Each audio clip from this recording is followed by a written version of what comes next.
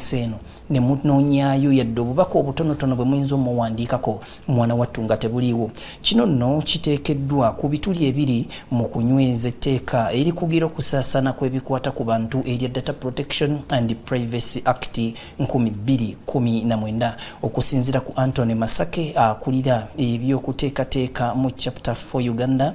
Kino kivudde ku kubeera nti bannayuganda tebasomeseddwa kimala ku mbeera eno. Okusinziira ku maloboozi okuva mu bitundu by'eggwanga eby'enjawulo newankubadde nga waliwo ennongoosereza ku by'okukuuma obubaka n'ebikwata ku bantu, kiyite Data Protection Report empya eraga nti bangi ku bannayuganda bangi tebalina galanti kutuukiriza ddembe lyabwe buli lunaku. Oluvannyuma lw'etteeka lino erya Data Protection and Privacy Act mu muzigo wa 2019, alipoota empya okuva mu bitongole by'obwannakyewa eraga nti amakampuni mangi ate mwana tutegatuukiriza tteeka lino. Singa oli abeera eddembe lye lino eryatwekisize n'obutasaasaanya bimukwatako awatali lukusa lirinnyirirwa, Penina Susan Igaga nankulu wa Head Barefoot Law akinokaanyiza nti abawa ddembe mwana twata okuddukira mu mbuga z'amateeka ne yeekubira enduulu. In reality, there is a law that actually lets you know that in the event that someone actually puts out your information out there, you can actually ask them to take it down. Did you know that the data privacy and protection laws actually allow you to walk to the data collector, the person who collected that information from you, and ask them to either take back that information from the public eye, to go ahead and maybe put out a public notice or an apology that that they wronged you and your information was put out there against your will, and thereafter can even go ahead and provide some compensation. You also have a right to walk up to them and inform them that you know what, you seek remedy, and in the event that they do not, you have the courts of laws to enforce this. So, and if you ever find a copy of your national ID wrapped in a chapati or a Rolex on the street, you have a right to go to the Personal Data Protection Office to file a complaint so that they can ask this person who had that ID to explain where they got it, and hopefully we can get to the person whom you handed over this information to. Ennyingo eya 24 okutuuka ku ya 28 eya Data Protection and Privacy Act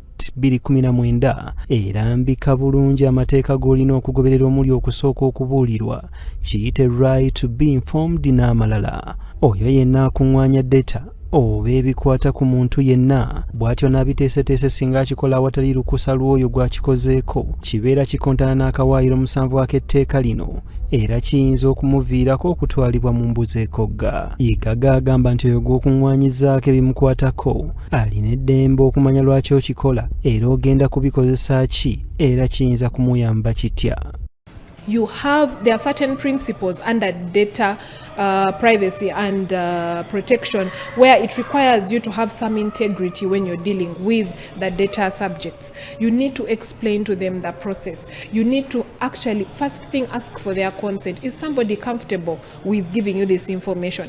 Did you even know that before you take my picture, before you take a video of me, you have to ask if I am okay with it? You as a data collector needs to make sure that all those principles are actually met and also the guidelines are actually followed. When collecting this information, have you explained it in the simplest way? You see the way I'm trying to explain what data protection and privacy is? That is how a data collector is supposed to do that. Explain to you bit by bit. Newankubadde ng'etteeka oba olyawo lyateekebwa mu nkola, waliwo obumulumulu obubulamu era nga teriruma bulungi. Anthony Maseka atwala eby'okuteekateeka mu Chapter 4 Uganda kino akitadde ku butamanya bulungi ku tteeka lino kiyita awareness.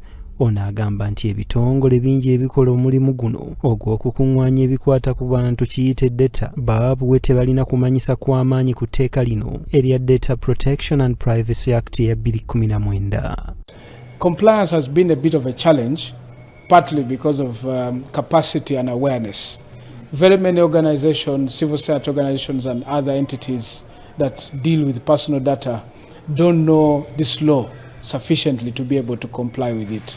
And so that has in a way limited the levels of compliance But we're trying to work together to raise awareness in the civil society sector so that we can improve on the compliance levels. Ono n'awabudde bannayuganda ku butya bwe bayinza okwewala oli okuyingirira ebimukwatako obadde tawe nga bakyusa obukunizo bwabwe bwe wandiise passwords kale kitono buli luvannyuma lwa myezi nga 6.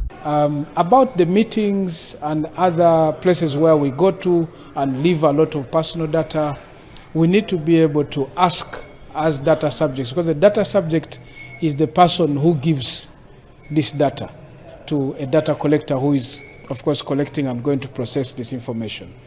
We have to be able to ask questions as people about. You should be able to ask if they are requiring you to hand over a copy of your national ID.